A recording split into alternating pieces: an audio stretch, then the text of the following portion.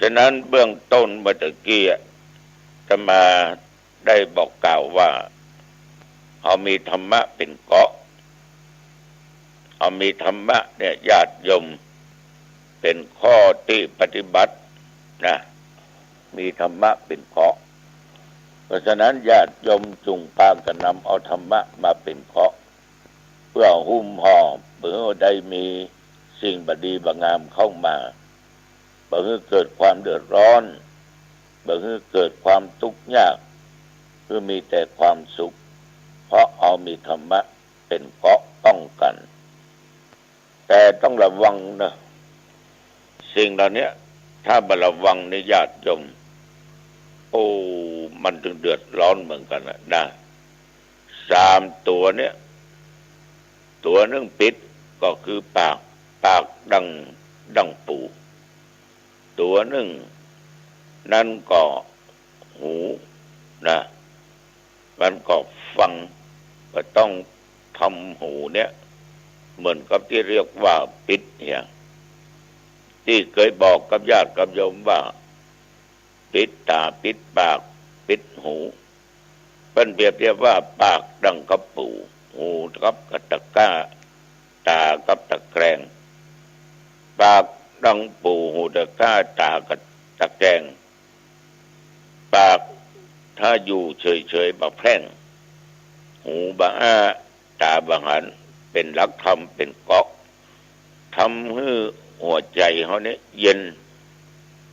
คนเขาทั้งหลายเนี่ยควรเป็นอย่างอี้ญาติโยมแต่ว่ามันจะเป็นไปตลอดนะเป็นบางครั้งบางคราวที่เขาจำเป็นต้องใจคนโบราณเนี่ยศรัทธาสาธุชนญาติโยมนั่นแหละเขาจะหาได้ว่าเป็นสร้างพระปิฎวาสไว้ก็เพื่อให้คนที่ได้รับแจกหรือว่าบูชาพระปิฎวาสนี่นะเอาไปคิดเป็นปริศนาธรรมเป็นสอนให้ต้องสำรวมระวังตาระวังปากระวังหูแต่การสำรวมนั้นการระวังตาหูปากมันเป็นของที่ดีแต่เฮานี่ทั้งหลาย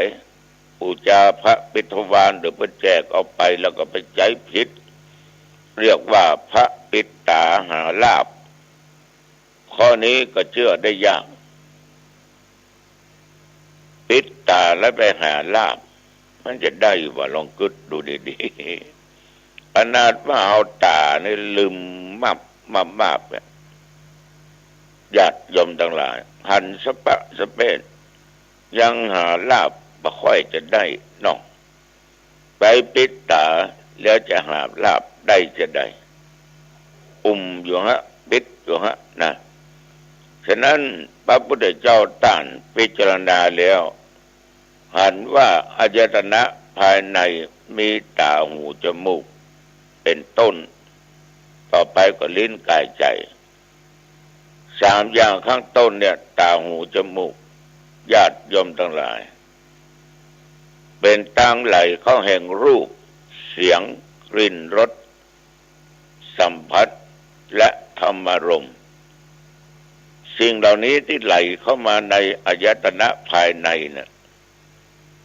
มันอันตรายญาติโยมอันตรายบอกว่าคนบ้านว่าคนวัดนะถ้าปล่อยมันไหลเข้ามาโละนึกโอ้โหเดือดร้อนแน่ว่าตุเจ้าหนองตองบัตุเจ้าตนได้ว่าญาติว่าโยมนะฉะนั้น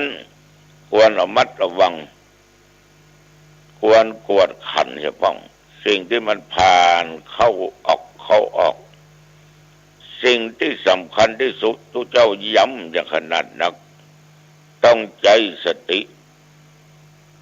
เป็นเครื่องกรองเครื่องตรวจบางคนที่จะให้ผ่านก็จะไปให้มันผ่านบางคนที่จะให้เข้าไปก็อย่าให้มันเข้าไปเพราะว่าคนเฮาในญาติโยมส่วนมากมักจะตามใจตัวเองหันว่ามีตาไว้ดูก็อยากจะดูอยู่อย่างนั้นมีหูไว้ฟังก็อยากจะฟังมีปากไว้อู้ก็จะอู้อยู่ตลอดก็ การตามใจตัวเองนี่ญาติโยมถ้าทางว่าดีก็ชั่วนักเพราะใจฮักแต่สบายหากปล่อยกายตามใจเพิ่นบอกว่าเหมือนไฟนั่นแหละคือความที่บดีจะตามมาการห้ามใจเป็นวิสัยของนักปราชญ์เพราะนักปราชญ์ท่านมีความสามารถเหนี่ยวจิตเหนี่ยวใจที่คิดไปบ้าๆญาติโยมท่านผู้ฟังสิ่งสำคัญนอกจากสติคือตัวปัญญาเขาต้องมีธรรมะตัวนี้เป็นเกาะจึงจะพาเขาเนี่ยมีความสุขเกิดความสุขได้ก็ออกไม่ออกญาติโยมท่านผู้ฟังเอาธรรมะมายึดนิ้วมาเป็นเกาะจะข้อไหนก็ได้นะจะข้อไหนข้อใดก็ได้และธรรมะในญาติโยมเมื่อเอามาเป็นเกาะเป็นธรรมเป็นที่พึ่งเขาก็จะมีความสุขทั้งญาติโยมจะทำความชั่วตั้งกายตั้งวาจาตั้งใจเขาก็ใช้สติปัญญาของเขาคิดว่าสิ่งที่ข้าจะกระทำเนี่ยมันชั่วมันไม่ดีมันเป็นบาปรู้เลยงดกระทำละเว้นจากการกระทำความชั่วความเดือดร้อนความหายนะก็มาเกิดขึ้นกับเขาถึงวันนี้ทองบ่เอาธรรมะมาเป็นเกาะมายึดมั่นธรรมะอย่างเรื่องยาเสพติดก็ดีของมึนเมาต่างๆเนี่ยญาติโยมมันทำลายคนจัดนักฆ่าคนตายจัดหลายเพราะท่านเหล่านั้นเบาธรรมะมาเป็นเกาะทั้งที่รู้ว่ามันบดีเมื่อเสพเข้าไปแล้วสามารถจะทำอะไรอย่างก็ได้ถ้าขาดสติจะมีภาพหลอนระแวงอยู่ในจิตในใจเหมือนกับจะมีคนนั้นมาตามล่ามาตามฆ่ากึดไปสเปดคนนั้นจะเป็นอย่างอันอย่างอี้กับตัวกับตนเอาเข้าพ่อแม่มันจะแม่ตัวเองพ่อมันจะพ่อตัวเองเป็นศัตรูไปก็เลยฆ่าพ่อเลยฆ่าแม่บางครั้งญาติโยมลูกตัวเองแต่ก็หากเกิดได้ว่าสักกี่ขวบกี่ปีสามารถฆ่าได้ทั้งที่เป็นเลือดเนื้อเชื้อไขของตัวเองยังฆ่าได้เพราะยาเสพติดทำไมเขาจึงเสพกันอยู่ตลอดเวลาเพราะเขาขาดธรรมะมาเป็นเกาะเขาขาดสติเขาขาดปัญญาญาติโยมถ้าเขาขาดธรรมะมันเป็นไปได้ทั้งนั้นอย่างบางคนเปิ้นฉลาดเปิ้นมีธรรมะอยู่ในจิตในใจได้ฟังดูเจ้าตัวนั้นดูเจ้าตัวนั้นเทศแล้วก็จำไปจะกินเหล้าบ่ได้ผิดศีลโอยเป็นบาปเว้ยทำให้เกิดโรคกับตัวกับตนเว้ยไปกินละมันจะทำให้ขาดสติโดยตั้งในความประมาทตัวเนี่ยบางคนเพิ่นจะดื่มเหล้ากินเหล้านะเพิ่นจะกึดถึงศีลกึดถึงธรรมเนาะก็เลยเป็นเกราะป้องกันไม่ต้องเสียสตางค์ละครับไปซื้อเหล้ามาดื่มมากินซื้อยามาเสพไม่ต้องก่อการทะเลาะวิวาทกันละไม่ต้องชกต่อยกันไม่ต้องตีกันไม่ต้องทำร้ายร่างกายกันบางครั้งก็ถึงกับตายเพราะเอามีธรรมะมาเป็นเกราะมีศีลมาเป็นเกราะฉะนั้นญาติโยมสามารถป้องกันได้ถ้าเรายึดอยู่ในธรรมะเป็นที่ตั้งถึงวันนี้เพราะทุกคนเป็นหลุดจากธรรมะเนี่ยมะก็ทำแต่บ่มีธรรมะถามว่าหูก็อันไหนเป็นบุญอันไหนเป็นบาปถ้ามาว่าทุกคนหูดีว่าอันไหนเป็นบุญอันไหนเป็นบาปเรื่องอย่างท่านจะบ่หูกลัวก็กลัวเหมือนกันกลัวได้กินกลัวได้เสพกลัวอย่างเอี้ยเพราะสติมันมีธรรมะอยู่ในจิตในใจฉ ฉะนั้นต้องขออนุโมทนาขอบใจต่อท่านได้มีธรรมะเป็นเกราะป้องกันความชั่วป้องกันความบดีโดยการที่ยึดหลักมีศีลมีสมาธิและทำให้ตัวปัญญาเกิดขึ้นโดยการปฏิบัติตัวตนถ้าเขาจะอู้ไปก็ปฏิบัติตามคำสอนของพุทธเจ้าวิปัสสนากรรมฐานสามารถนำมาเป็นเกราะป้องกันตัวเองได้ญาติโยมเอามาธรรมะเป็นเกราะกันเถอะฉะนั้นธรรมาภาพจึงมีโครงการ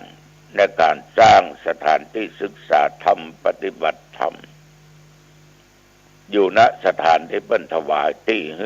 2 ไร่ 2 งานญาติโยมบัดนี้การ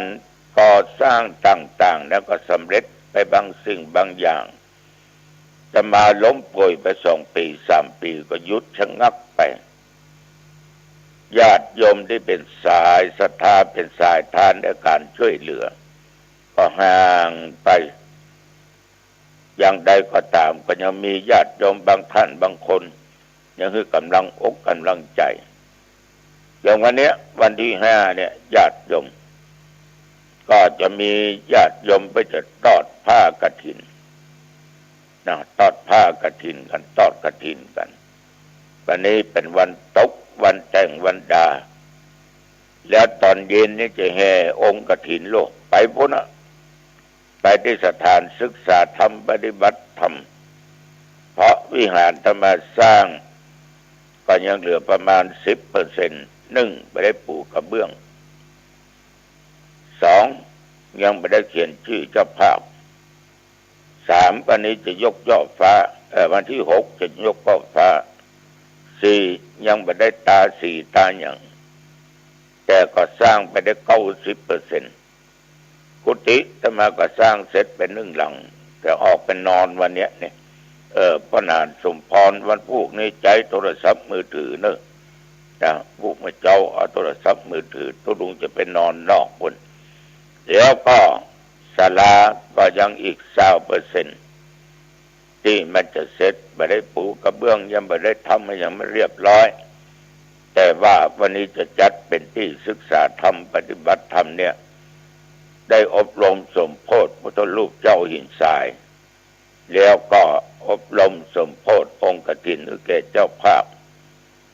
แล้ววันพุธนี่เขาจะสืบโอราชตากันคือวันที่6ณที่วิหารที่เขาช่วยกันสร้างสืบชะตาเรียบร้อยเขาจะยกช่อฟ้เรียบร้อยจะตานผ้ากฐินถวายวัตถุปัจจัยทายทานแก่พระสงฆ์องค์เจ้าได้รับตอนกันเรียบร้อยเขาก็กินเขาตอนกันถึงทุกเจ้าถึงพระถึงเน้น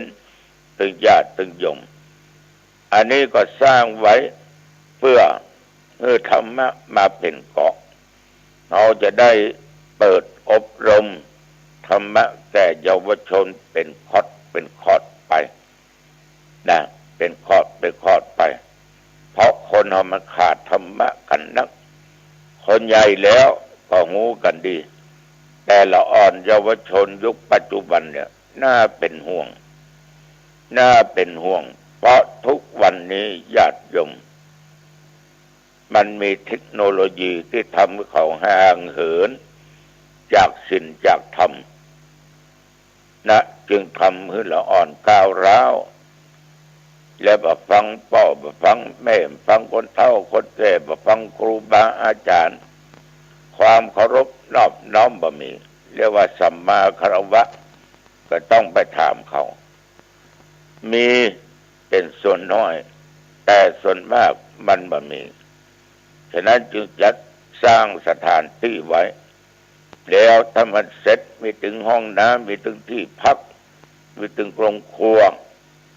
นะพอต้องเลี้ยงเขาก็จะเปิดเอาละอ่อนเนี่ยเยาวชนแต่ละโรงเรียนเนี่ยต้องเอานักสาวคนสร้างปลูกนิสัยให้มีธรรมะเป็นเกราะป้องกันความชั่วของละอ่อน ต่อไปอนาคตข้างหน้าถ้าคนมีธรรมะมันก็จะอยู่ด้วยความผาสุกมันไม่ต้องมีเรื่องมีราวกันนักหนาป้าป้านอย่างนี้ก็ต้องไปสร้างกรรมที่มันบดีกรรมชั่วละไอ้น่ะสารพัดออกไม่ออกนะเป็นเรียกว่าเป็นไอดอลของละอ่อนรุ่นหลังได้หลายท่านหลายคนมีศีลมีธรรมอยู่ในจิตในใจชอบทำบุญสุนทานอันนี้ธรรมาภาพย่อมเป็นห่วงนะเป็นห่วงละอ่อนนะแต่ละอ่อนเยาวชนในห่วงนักแท้นะฉะนั้นจึงจัดสร้างสถานที่นี้ขึ้นมาถ้ามาสำเร็จผลตามประสงค์บุญตุเจ้ายังบัดตายเตื้อมีชีวิตอยู่ตุเจ้าจะทำต่อไปอันนี้ฝากกับญาติโยมเด้อวันนี้อบรมสมโภชวันพรุ่งนี้จะตานตั้งแต่9 โมงจะเจริญพุทธมนต์สืบปุราจตาแล้วจะยกช่อฟ้าและทานผ้ากฐินถวายวัตถุปัจจัยทายธรรมเลี้ยงข้าวฝาถึงผู้เจ้าพระเนรญาติโยมที่ไปร่วมเอาละวันนี้อู้จ่าไปมาเป็นเวลาพอสมควรอายุวันโนสุขังพลังพบกันไว้โอกาสหน้าเจริญพรข่าวสารเพื่อการประชาสัมพันธ์ขอเชิญชวนผู้ใจบุญใจกุศลร่วมทอดกฐินสามัคคีร่วมสืบชะตาหลวงณวิหารพระเจ้าตาเขียวณวัดบ้านเหล่าพระเจ้าตาเขียวตำบลบ้านเรือนอำเภอป่าซางจังหวัดลำพูนตรงกับวันอาทิตย์ที่6 พฤศจิกายนพุทธศักราช2565เวลา 9:19 นาทีเป็นต้นไปรายได้จากการทำบุญทอดกฐินสมทบทุนสร้างศาลาเก็บพัสดุและพัฒนาห้องสุขาเชิญบริจาคผ่านธนาคารออมสินพัฒนาวัดบ้านเหล่าเลขที่บัญชี 02029157434ในส่วนของการรวบรวมสมทบทุนพิมพ์หนังสือสาธารณบุคคลสำคัญล้านนาและตำนานพระเจ้าตาเขียวก็สามารถร่วมบริจาคผ่านธนาคารกรุงไทยพระครูภาวนาโสภิตเลขที่บัญชี511171433ก็เป็นส่วนงานบุญงานกุศลสอบถามรายละเอียดเพิ่มเติมได้ที่0969525159ครับก็เป็นงานบุญงานกุศลของวัดบ้านเหล่าพระเจ้าตาเขียวตำบลบ้านเรือนอำเภอป่าซางจังหวัดลำพูนงานทำบุญทอดกฐินสามัคคีตรงกับวันอาทิตย์ที่6 พฤศจิกายน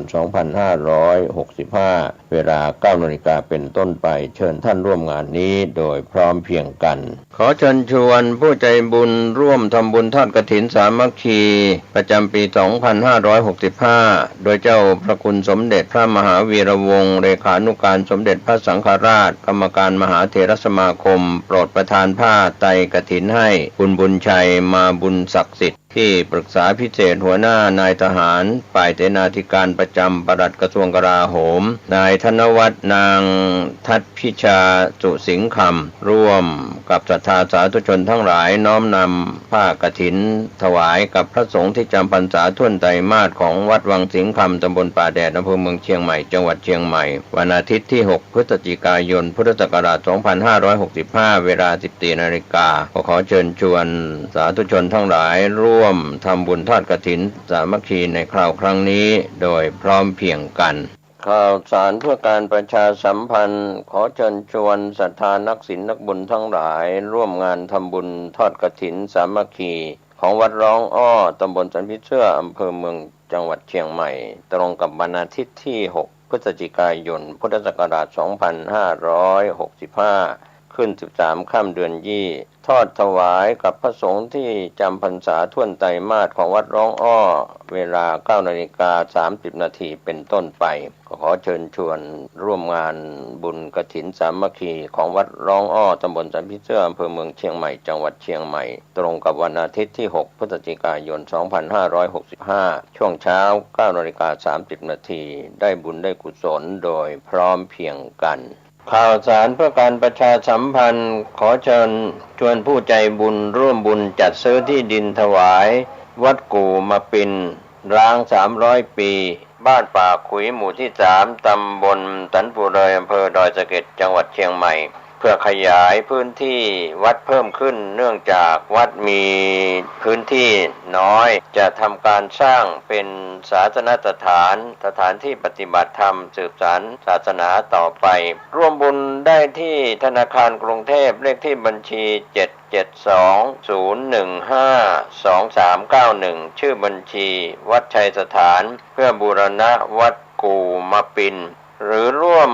บุญติดต่อโดยตรงที่พระธวัชชัยธีรปัญโย0801732709 0209009 ข่าวสารเพื่อการประชาสัมพันธ์ก็มีความสนใจที่จะจัดทำหนังสือชุดความรู้เรื่องพระพรหมมงคลฝ่ายวิปัสสนาทองสิริมังคโรศาสนบุคคลคุณภาพกับการเผยแผ่พระพุทธศาสนาก็จะมีการจัดพิมพ์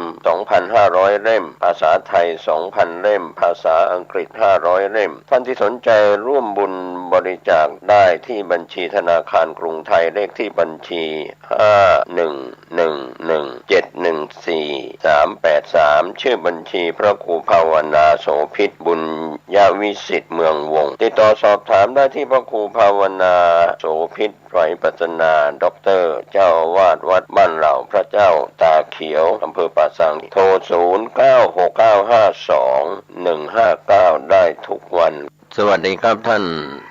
ผู้ฟังที่เคารพวันนี้ผมกาเศรษฐ์เพชรสำริดวิทยากรก็ชวนท่านมาคิดมาพิจารณา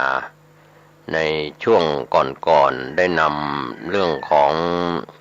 พระสุตตันตปิฎกพระสูตรในวิมานวัตถุใครทำความดีแล้วก็ไปสู่สวรรค์6ชั้นมีชั้นจาตุมมหาราชิกาชั้นดาวดึงส์ชั้นยามาชั้นดุสิตชั้นนิมมานรดีชั้นปรนิมมิตวสวดีก็เป็นตัวอย่างในสมัยพุทธกาลก็ขอบคุณอนุโมทนาหลวงพ่อที่รวบรวมพระสุตตันตปิฎกนี้มาก็คือในโอกาสที่เราได้รับรู้รับทราบว่าพระเถระครูบาอาจารย์ก็คือหลวงพ่อชุมพลพระปัญโยท่านได้รวบรวมเรื่องราวเกี่ยวกับในคราวที่แล้วก็เป็นเรื่องราวเกี่ยวกับวิมานวัตถุเป็นคนทำความดีไปสู่สวรรค์6ชั้นวันนี้ก็มีเรื่องของพระสุตตันตปิฎกที่หลวงพ่อท่านรวบรวมก็คือเปตวัตถุเป็นเรื่องราวเกี่ยวกับเปรตให้ทำความชั่วแล้วจะไปเกิดเป็นเปรตชนิดต่างๆก็ปรากฏอยู่ในคัมภีร์พระไตรปิฎกที่ชื่อว่าพระสุตตันตปิฎกนะครับท่านผู้ชมท่านผู้ฟังวันนี้ผมเกษตรเพชรสำริดก็เชิญชวนท่านมาร่วมคิดร่วมทำว่าใครจะทำความชั่วอะไรจะไปเกิดเป็นเปรตประเภทไหนอย่างไรก็ท่านที่เคยได้ฟังวิมานวัตถุนั้นก็เป็นเรื่องของชาวสวรรค์สวรรค์แปลว่าอารมณ์ดีคนอารมณ์ดีทุกวันนี่แหละเป็นชาวสวรรค์อารมณ์ดีด้วยเรื่องอะไรนั้นถ้าพูดถึงในเรื่องของทางศีลธรรมทางพระพุทธศาสนาที่ในฐานะเป็นพุทธศาสนิกชนนะครับท่านผู้ชมท่านผู้ฟังก็คงเป็นเรื่องราวที่เกี่ยวกับการให้ทานแล้วก็อารมณ์ดีรักษาศีลแล้วก็อารมณ์ดีเจริญภาวนากรรมฐานแล้วก็อารมณ์ดีนี่แหละชาวสวรรค์สักขะสวรรค์วันหนึ่งนะครับถ้าเรามาตรวจสอบชีวิตจิตใจของพวกเราทั้งหลายนะครับท่านผู้ชมท่านผู้ฟังอารมณ์ขุ่นมัวมากก็คงเป็นชาวสวรรค์ไม่ได้เรียกว่ามนุษย์โสตัวเป็นมนุษย์ใจเป็นมนุษย์นี่ก็เป็นยังเป็นมนุษย์ที่สมบูรณ์แต่ว่าตัวเป็นมนุษย์ใจเป็นสัตว์นรกเปรตอสุรกายสัตว์เดรัจฉานนี่ก็แย่นะครับเพราะว่าคุณคิดกันแล้วก็ใจทุกข์ใจหมองจากการมีหนี้สินมีทุกข์สารพัด108,000ทุกข์ที่ปรากฏอยู่นะครับท่านผู้ชมท่านผู้ฟังก็เรื่องราวต่างๆที่เราทุกข์นั้นก็คงไม่ต้องมาสาธยายกันแต่ละคนแต่ละครอบครัวมีไม่เหมือนกัน เหตุผลที่ว่ามีไม่เหมือนกันนั้นก็ทุก108,000ประการคนคนหนึ่งก็มีทุกอย่างหนึ่งสามีทุกอย่างหนึ่งภรรยาทุกอย่างหนึ่งลูกสาวลูกชายก็ทุกคนละอย่างญาติพี่น้องก็ทุกคนละอย่างเพื่อนสนิทมิตรสหายที่เราคบค้าสมาคมกันก็ทุกคนละอย่างเดี๋ยวดีกันเดี๋ยวรักกันเดี๋ยวชังกันเดี๋ยวทะเลาะเบาะแว้งกันฟ้องร้องกันขึ้นลงขึ้นศาลมีความทุกข์หาทุกข์มาใส่ตัวหาทุกข์มาใส่ครอบครัวหาทุกข์มาใส่หน่วยงานของตนหรือมาหาทุกข์มาใส่ประเทศชาติของตนในช่วงนี้เราคิดและผู้ดำเนินรายการก็นำเสียงเพลงว่าเสียดินแดน14ครั้งของประเทศไทยเฉือนถูกยินยอมไปแล้ว14ครั้งแผนที่ประเทศไทยเหลือเท่ากับขวานทองของไทยในปัจจุบันพระปรีชาสามารถของพระเจ้าแผ่นดินของกรุงรัตนโกสินทร์ก็ดีในยุคก่อนๆต้องยอมให้พวกล่าอาณานิคมไม่ว่าจะเป็นชาวฝรั่งเศสหรืออังกฤษก็ตามเฉือนกันไปทั้งด้านเหนือด้านข้างด้านตะวันตกตะวันออกด้านทิศใต้แผนที่ประเทศไทยเราเสียไป14ครั้งจากยุคอดีตที่เคยกว้างใหญ่ไพศาลมากกว่านี้นี่เราพูดถึงเรื่องของเรายอมเสียดินแดนแล้วจะยอมเสียดินแดนเพิ่มเติมกันอีกหรือไม่อย่างไรในยุคปัจจุบันไปสู่อนาคตลูกหลานไทยคนไทยเชื้อชาติไทยสัญชาติไทยจะปล่อยให้คนที่ไม่ใช่เชื้อชาติไทยมาใช้สัญชาติไทยมาอาศัยอยู่ในประเทศไทยใช้แผ่นดินไทยเพื่อทำประโยชน์วีรบุรุษวีรสตรีของไทยเราในยุคอดีตรักเอาเลือดทาแผ่นดินเสียสละเลือดเนื้อและเอาเลือดทาแผ่นดินเป็นส่วนที่ชนะในเรื่องของยอมเสียสละเลือดเนื้อเพื่อชาติเพื่อแผ่นดินดังนั้นวันนี้เราต้องยกย่องทหารหารตำรวจฝ่ายปกครองและประชาชนคนไทยที่รักชาติไทยแต่อย่าได้เหยียบย่ำประเทศไทยประเทศไทยเรามีสถาบันทั้ง3ชาติศาสนาและพระมหากษัตริย์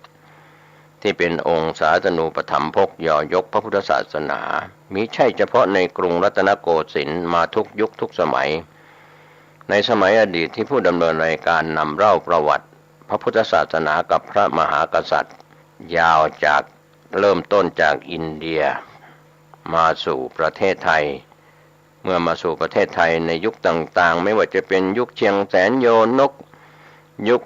ล้านนายุคสุโขทัยยุคกรุงศรีอยุธยายุคอู่ทองยุคละโวอะไรก็แล้วแต่ยุคต่างๆล้วนแล้วแต่พระราชาพระมหากษัตริย์เป็นองค์ศาสนูปถัมภกสร้างวัดวารามอุปถัมภ์พระพุทธศาสนามาโดยตลอดไม่ว่าจะเป็นยุคของกรุงธนบุรียุคของรัตนโกสินทร์200กว่าปีก็มีพระมหากษัตริย์ที่เป็นองค์ศาสนูปถัมภกย่อยกพระพุทธศาสนาสำหรับในประเทศไทยและก็แผ่นดินไทยดังนั้นวันนี้เราต้องยึดให้มั่นอย่าได้สั่นคลอนอย่าได้คลอนแคลนนะครับสถาบันทั้ง3ชาติศาสนาพระมหากษัตริย์เราไม่ว่ากันนะครับหลายท่านมีความเห็นต่างมีความเห็นด้วยเห็นต่างอะไรต่างๆนั้นถือว่าเป็นนานาจิตตังต่างจิตต่างใจท่านควรจะคิดแล้วควรจะรักสถาบันทั้ง3หรือไม่ชาติศาสนาพระมหากษัตริย์แล้วควรจะอยู่ในแผ่นดินไทยหรือไม่เพราะเราในฐานะเราเป็นคนมีเชื้อชาติไทยสัญชาติไทยหรือมีสัญชาติไทยมาอาศัยอยู่ในประเทศไทยไม่มีเชื้อชาติไทยเป็นชาวต่างด้าวต่างแดนที่เข้ามาให้ลูกหลานได้เกิดในชาวต่างด้าวมาเกิดในถิ่นประเทศไทยแล้วก็มาใช้สัญชาติไทยกฎหมายไทยเราก็ไม่ได้ปิดกั้นทั้งหมดนะครับจะเป็นคนที่โดยเฉพาะเต็มร้อยก็คือคนที่มีเชื้อชาติไทยสัญชาติไทยส่วนสัญชาตินั้นอาจจะเปลี่ยนแปลงได้ในยุคของลูกหลานหรือมีการอะไรต่างๆที่มีการเปลี่ยนแปลงตามกฎหมายของประเทศไทยจากยุคอดีตจนถึงปัจจุบันวันนี้ที่ผู้ดำเนินในการเท้าความเรื่องนี้เพื่อจะนำไปสู่การนำเล่าในเปตวัตถุ การทำความชั่วแล้วไปเกิดเป็นเปรตนั้นด้วยการไปทำชั่วอะไรบ้างก็มีคำกล่าวของหลวงพ่อชุมพลพระปัญโยผู้รวบรวมเปตวัตถุนี้ท่านก็เล่ากล่าวเป็นคำนำว่าข้าพเจ้าเห็นว่าคัมภีร์เปตวัตถุนั้นมีคุณประโยชน์มากเพราะเป็นการบอกเล่าข้อชี้แจงเรื่องราวการผลของการกระทำความชั่วผลของการกระทำความดีนั้นก็เป็นตัวชี้วัดท่านที่เชื่อกฎแห่งกรรมเกิดความละอายต่อบาปเกรงกลัวต่อบาปไม่ประมาทในชีวิตข้าพเจ้าได้นำคัมภีร์เปตวัตถุมาเผยแพร่พยายามรักษารูปแบบภาษาตามสำนวนที่แปลจากบาลีมาสู่ภาษาไทยโดยนักปราชญ์ราชบัณฑิตก็ได้แปลไว้ข้าพเจ้าได้เรียบเรียงขัดเกลาสำนวนท่านสาธุชนผู้ไม่คุ้นเคยกับสำนวนภาษาบาลีก็จะอ่านง่ายขึ้นที่มีแต่บาลีนั้นก็ส่วนใหญ่ก็จะเป็นพวกมหาปริญญาที่แปลบาลีได้ก็แปลเป็นภาษาไทยข้าพเจ้าจัดพิมพ์หนังสือเปตวัตถุเล่มนี้ออกมาเผยแพร่เป็นธรรมทานหวังจะให้เกิดคุณประโยชน์แก่ท่านสาธุชนเกิดประโยชน์โดยส่วนรวมต่อพระพุทธศาสนานี่เป็นคำนำที่หลวงพ่อท่านเขียนถึงพูดถึงและท่านยังกล่าวว่ากุศลผลบุญใดที่เกิดจากการเผยแพร่เปตวัตถุให้สาธุชนและสรรพสัตว์ทั้งหลายจงได้ผลบุญนี้ก็เป็นการกล่าวนำที่ท่านจะนำเปตวัตถุมาเผยแพร่หรือเผยแผ่ก็แล้วแต่เราจะเรียกกันถ้าทางพุทธศาสนาจะใช้ศัพท์ว่าเผยแผ่ถ้าเผยแพร่นั้นมันเป็นแพร่เชื้อโรคเผยแผ่นี่แผ่ไปให้ยิ่งใหญ่ไพศาลก็ท่านก็บอกว่าในช่วงท้ายว่าถือว่าคุณงามความดีของนักปราชญ์ราชบัณฑิตในทางพระพุทธศาสนาได้ทำไว้ความดีการดำเนินงานของท่านกล่าวตอนหนึ่งว่าเพื่อถวายเป็นพุทธบูชาธรรมบูชาสังฆบูชาบิดามารดาบูชาคุณพ่อแม่บูชาคุณครูบาอาจารย์และท่านผู้มีพระคุณทั้งหลายท่านก็ยังมีใจกว้างว่าธรรมะที่ข้าพเจ้าบันทึกไม่สงวนลิขสิทธิ์นี่แหละคือน้ำใจไม่หวงเดี๋ยวนี้เรามีลิขสิทธิ์มีอะไรต่ออะไรมากมายไม่ว่าจะเป็นเสียงเพลงหรือผลงานต่างๆแต่ธรรมะคำสอนนี่ไม่ควรจะมีลิขสิทธิ์ใครอยากจะนำไปศึกษาไปอ่านไปเผยแผ่อะไรก็แล้วแต่นะครับท่านเขียนคำนำไว้นะครับพระชุมพลพระปัญโย5 พฤษภาคมพุทธศักราช 2555นี่ท่านพิมพ์เปตวัตถุเผยแผ่อะไรก็แล้วแต่เรื่องราวในสารบัญเนี่ยนะครับถ้าเรามองแล้วเราจะเห็นเรื่องของเปรตที่ทำความชั่วอะไรก็มีสารบัญที่ควรกล่าวให้ท่านรับรู้รับทราบตอนต้นนี้ผู้ดำเนินยังไม่ได้เข้าไปในเนื้อหาแต่จะนำเล่าหัวข้อเรื่องของหัวข้อของบทนำที่ท่านจะนำเล่าจะมาขยายความก็มีมากมายทีเดียวจะเล่าจบวันไหนอย่างไรก็เป็นอีกเรื่องหนึ่งเรื่องแรกเขตตูปมาเปตวัตถุก็ว่าด้วยพระอรหันต์เปรียบเทียบเหมือนนานะครับก็เริ่มที่เปรตส่วนเปรตที่สองสุกูเรียกว่าสุกรหรือว่าสุกรเปตวัตถุว่าด้วยกายงามปากเหม็นนะเปรตประเภทนี้นะครับส่วนเปรตประเภทที่สามปูติมุขะเปตวัตถุว่าด้วยการสำรวมกายแต่ไม่สำรวมปากอันนี้ก็เป็นเปรตอีกชนิดหนึ่งประเภทที่สามเปรตประเภทที่สี่ปิทะทีตะลิกะเปตวัตถุว่าด้วยบุคคลไม่ตนีคนที่ตนีก็เป็นเปรตชนิดหนึ่งเปรตประเภทที่ห้าติโลกุฏทะเปตวัตถุว่าด้วยเปรตให้พรแก่ผู้ที่ให้ทานแล้วอุทิศส่วนกุศลให้กับเปรตนะครับเปรตประเภทนี้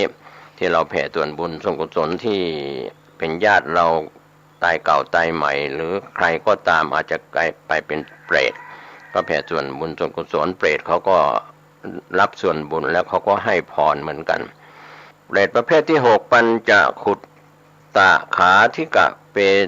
ติวัตถุว่าด้วยความหิวของนางเปรตอันนี้ก็ทำบาปกรรมอะไรมาที่นางเปรตนั้นหิวโหยตลอดเปรตประเภทที่7สัตตปุตตะขาธิกะเป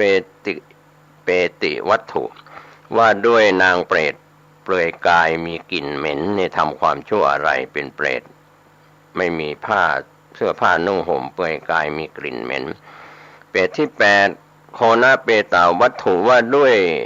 เปรตที่เกี่ยวกับหญ้าอ่อนให้โคตายกินเปรตประเภทที่9มหาเปสการะเปติวัตถุว่าด้วยเปรตกินมูดกินคูด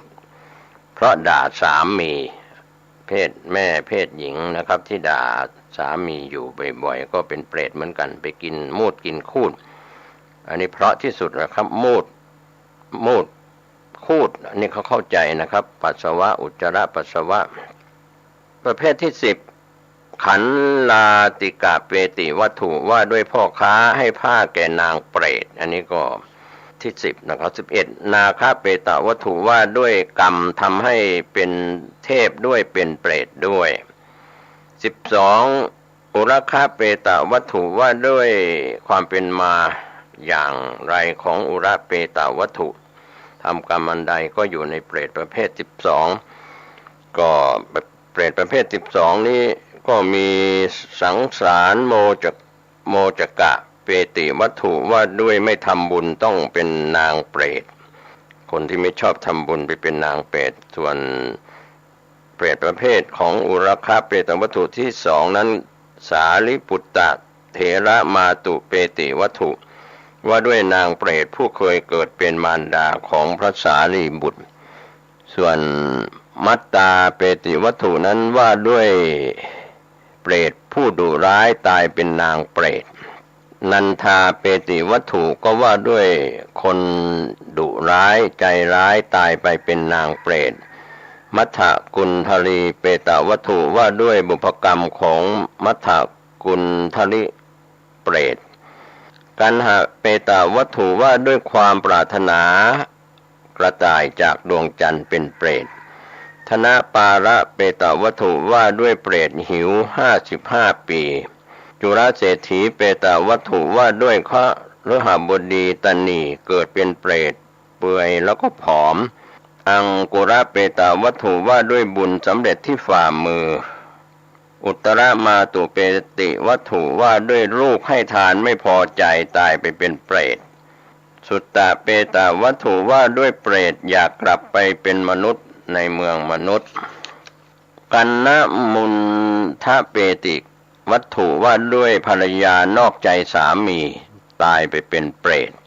อุปรีเปติวัตถุว่าด้วยพระราชาพระนามว่าพรหมทัต 86,000 องค์อภิชะมานะเปตวัตถุว่าด้วยเปรตเปื่อยร่างกายเป็นเปรตกึ่งหนึ่งคือเรียกว่าเป็นเปรตครึ่งตัวสานุวาสีเทระเปตวัตถุว่าด้วยพระเถระทำทานอุทิศไปถึงเปรตรัฐการีเปติวัตถุว่าด้วยอยากอยู่กับนางเปรตในสวนนันทวันพุทธะเปตวัตถุว่าด้วยบุพกรรมของเปรตทั้ง4ประเภทกุมาระเปตวัตถุว่าด้วยเด็กพูดจาหยาบคายเป็นบาปได้เกิดเป็นเปรตเสรินีเปติวัตถุว่าด้วยคนตรณีเกิดเป็นเปรตมิคะรุทธะเปตวัตถุว่าด้วยนายพรานเนื้อใจหยาบคายตายไปเป็นเปรตมิคะรุทธะเปตวัตถุ2กรรมที่ให้พรานเนื้อเสวยทุกข์ในป่าช้าเป็นเปรตกูตวินิชชยีกับเปรตตวัตถุว่าด้วยเปรตจิกกินเนื้อหนังของตนเองธาตุวิวันนะเปรตวัตถุว่าด้วยเปรตถูกรดน้ำกรดแสบเฉือนเนื้อด้วยกรรมที่ทำชั่วมาเป็นเปรต อัมภสักขระเปตวัตถุว่าด้วยเปรตถูกเสียบอยู่ปลายหลาวเสรีสกะเปตวัตถุนันทกะเปตวัตถุว่าด้วยการขัดขวางการให้ทานของคนที่ทำบุญให้ทานคนขัดขวางเกิดเป็นเปรตเลวดีเปติวัตถุอุจฉุเปตวัตถุว่าด้วยเปรตมีไร่อ้อยแต่กินอ้อยไม่ได้บาปกรรมที่หวง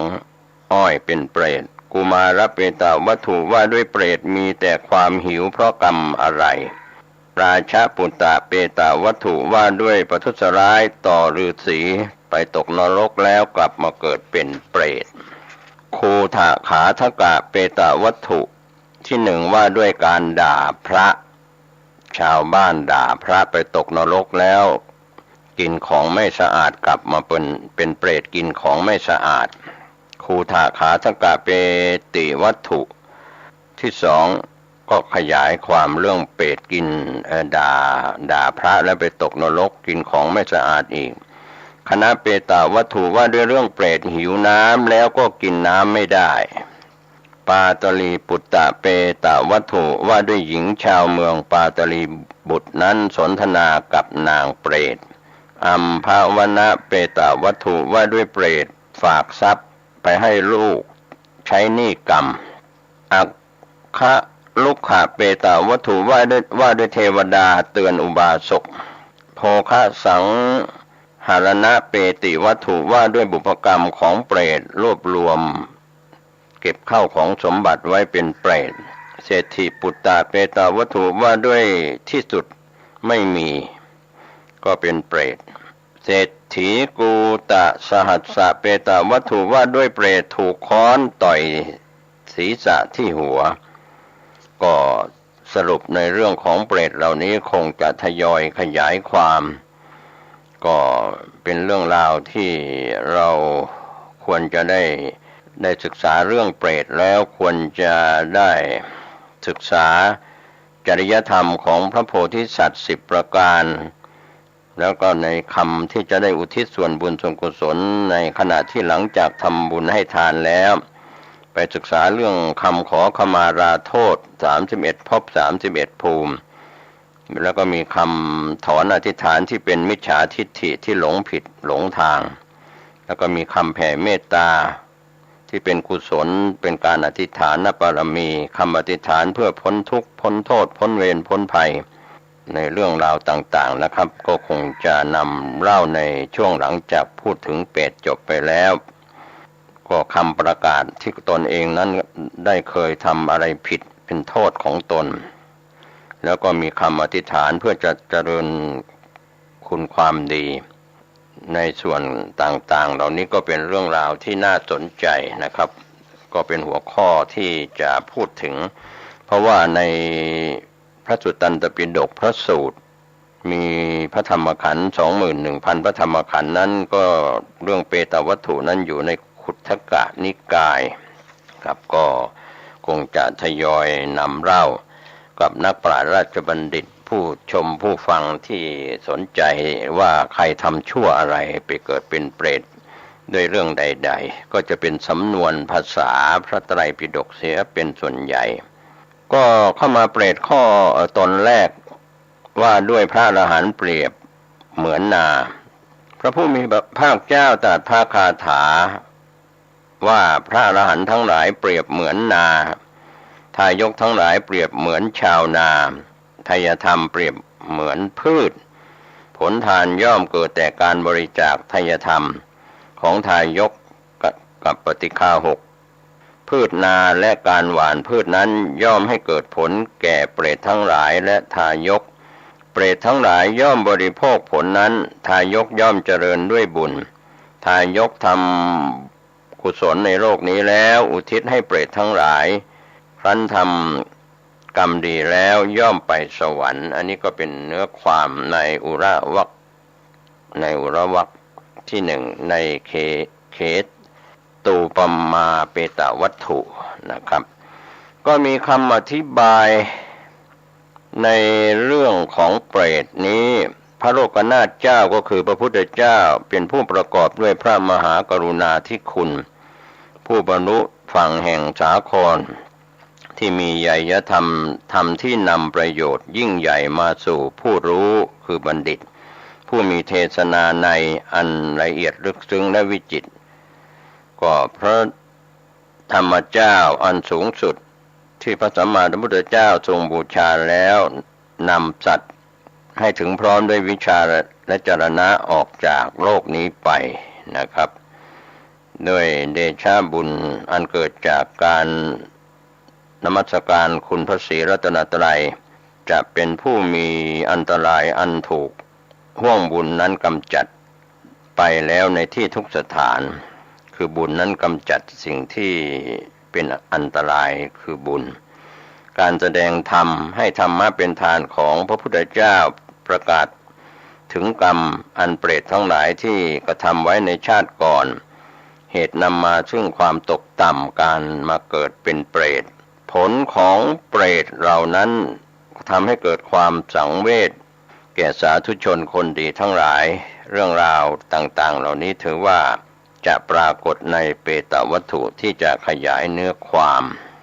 ก็คำว่าเปตวัตถุนั้นกรรมอันเป็นเหตุให้สัตว์ต่างๆเรื่องของบุตรแห่งเศรษฐีไปเกิดเป็นเปรตก็พระปริยัติธรรมอันเป็นการประกาศถึงกรรมนั้นเช่นพระอรหันต์ทั้งหลายเปรียบด้วยนาท่านประสงค์เอาเปตวัตถุในเรื่องของเปตวัตถุนี้ใครกล่า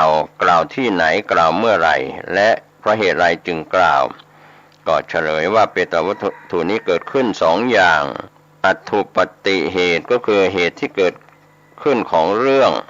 และอำนาจคำถามคำตอบสองอย่างนี้เกิดด้วยปัตถุปฏิเหตุที่พระพุทธเจ้าเป็นผู้ตรัสเรียกว่าตรัสแสดงพระธรรมนารถเถระเป็นผู้ถามพวกเปรตนั้นเป็นผู้แก้ก็เพราะเหตุที่พระนารถกราบทูลถามพระพุทธองค์เรื่องเปรตนะครับท่านผู้ฟังอันนี้ก็เป็นเรื่องราวที่เราควรจะรู้และเข้าใจกันก็เป็นส่วนที่กล่าวถึงคำนำเสียเป็นส่วนใหญ่นะครับวันนี้ที่เราจะลงลึกในรายละเอียดเรื่องของเปรตคงจะได้นำเล่าในคราวครั้งต่อไปวันนี้ผมเกษตรเพชรสำเร็จก็ขอบคุณผู้รวบรวมและก็ขออนุญาตนำมาเผยแผ่หรือเผยแพร่เรื่องของเปตวัตถุจากบทคำนำและขยายเนื้อความโดยเฉพาะเรื่องราวของการเป็นเปรตด้วยเหตุใดนะครับก็จะนำเล่าในข่าวครั้งต่อไปขอความสุขความเจริญสร้างความดีพ้นจากการเป็นเปรตกันทุกรูปทุกนามสวัสดีครับข่าวสารเพื่อการประชาสัมพันธ์ขอเชิญชวนผู้ใจบุญใจกุศลร่วมทอดกฐินสามัคคีร่วมสืบชะตาหลวงณวิหารพระเจ้าตาเขียวณวัดบ้านเหล่าพระเจ้าตาเขียวตำบลบ้านเรือนอำเภอป่าซางจังหวัดลำพูนตรงกับวันอาทิตย์ที่6พฤศจิกายนพุทธศักราช2565เวลา 9:19 น.เป็นต้นไปรายได้จากการทำบุญทอดกฐินสมทบทุนสร้างศาลาเก็บพัสดุและพัฒนาห้องสุขาเชิญบริจาคผ่านธนาคารออมสินพัฒนาวัดบ้านเหล่าเลขที่บัญชี02029157434ในส่วนของการรวบรวมสมทบทุนพิมพ์หนังสือสาธารณบุคคลสำคัญล้านนาและตำนานพระเจ้าตาเขียวก็สามารถร่วมบริจาคผ่านธนาคารกรุงไทยพระครูภาวนาโสภิตเลขที่บัญชี5111714383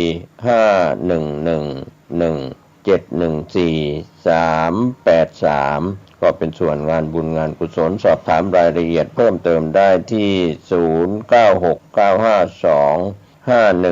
0969525159ครับก็เป็นงานบุญงานกุศลของวัดบ้านเหล่าพระเจ้าตาเขียวตำบลบ้านเรือนอำเภอป่าซางจังหวัดลำพูนงานทำบุญทอดกฐินสามัคคีตรงกับวันอาทิตย์ที่6พฤศจิกายน2565เวลา 9:00 น.เป็นต้นไปเชิญท่านร่วมงานนี้โดยพร้อมเพรียงกัน ข่าวสารเพื่อการประชาสัมพันธ์ก็มีความสนใจที่จะจัดทำหนังสือชุดความรู้เรื่องพระพรหมมงคลฝ่ายวิปัสสนาทองสิริมังคโลสาธารณบุคคลคุณภาพกับการเผยแผ่พระพุทธศาสนาก็จะมีการจัดพิมพ์ 2,500 เล่มภาษาไทย 2,000 เล่มภาษาอังกฤษ 500 เล่มท่านที่สนใจร่วมบุญบริจาคได้ที่บัญชีธนาคารกรุงไทยเลขที่บัญชี 5111714383 ชื่อบัญชีพระครูภาวนาโสภิตบุญญาวิสิทธิ์เมืองวงศ์ติดต่อสอบถามได้ที่พระครูภาวนาโสภิตฝ่ายวิปัสสนาด็อกเตอร์เจ้าอาวาสวัดบ้านเหล่าพระเจ้าตาเขียวอำเภอป่าสังโทร 0969521159 ได้ทุกวันขอเชิญชวนผู้ใจบุญร่วมทำบุญทอดกฐินสามัคคีประจำปี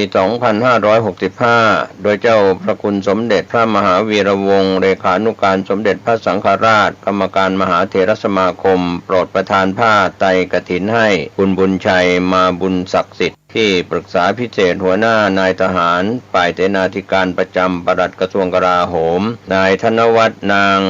ทัตพิชาสุสิงห์คำร่วมกับศรัทธาสาธุชนทั้งหลายน้อมนำผ้ากฐินถวายกับพระสงฆ์ที่จำพรรษาท่วนไตรมาสของวัดวังสิงห์คำตำบลป่าแดดอำเภอเมืองเชียงใหม่จังหวัดเชียงใหม่วันอาทิตย์ที่ 6 พฤศจิกายนพุทธศักราช 2000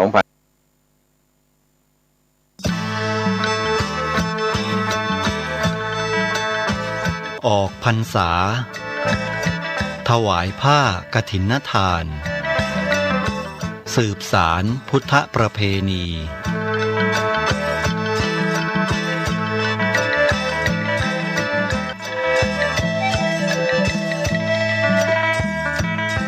ออกพรรษาถวายผ้ากฐินทานเพื่อสืบสารพุทธประเพณี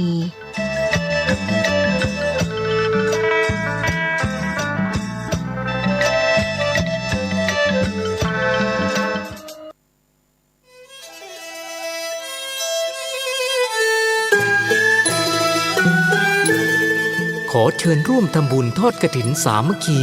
ณวัดทุ่งหลวงอำเภอแม่แตงจังหวัดเชียงใหม่ในวันอาทิตย์ที่ 6 พฤศจิกายน 2565 พิธีการดังนี้ 9 นาฬิกาเริ่มพิธีกล่าวองค์การบวงสรวง 10 นาฬิกา 9 นาที พระสงฆ์เจริญชัยมงคลคาถาห่มผ้าพระธาตุ 10 นาฬิกา 30 นาทีทอดกฐินสามัคคีแด่พระสงฆ์จำพรรษาจำนวน 5 รูปขอเชิญร่วมทำบุญกฐินได้ที่บัญชีธนาคารกรุงเทพสาขาตลาดแม่มาลัยชื่อบัญชีพระอธิการอินคำทิตะปุญโญเลขที่ 458-016-9367 หรือสอบถามเพิ่มเติมได้ที่พระสมศักดิ์ปัญญาวโรโทร 0819196632กฐินทานคือสังฆทานบุญทานยิ่งใหญ่1 เดือนข่าวสารเพื่อการประชาสัมพันธ์ขอเชิญชวนศรัทธานักศีลนักบุญทั้งหลายร่วมงานทำบุญทอดกฐินสามัคคีของวัดร้องอ้อตำบลสันพิเชื่ออำเภอเมืองจังหวัดเชียงใหม่ตรงกับวันอาทิตย์ที่ 6 พฤศจิกายน พุทธศักราช 2565 ขึ้น 13 ค่ำเดือนยี่ทอดถวายกับพระสงฆ์ที่จำพรรษาท่วนไตรมาสของวัดร้องอ้อเวลา 9:30 นาทีเป็นต้นไปขอเชิญชวนร่วมงานบุญกฐินสามัคคีของวัดร้องอ้อตำบลสันพิเชื่ออำเภอเมืองเชียงใหม่จังหวัดเชียงใหม่ตรงกับวันอาทิตย์ที่ 6 พฤศจิกายน 2565 ช่วงเช้า 9:30 นาทีได้บุญได้กุศลโดยพร้อมเพรียงกัน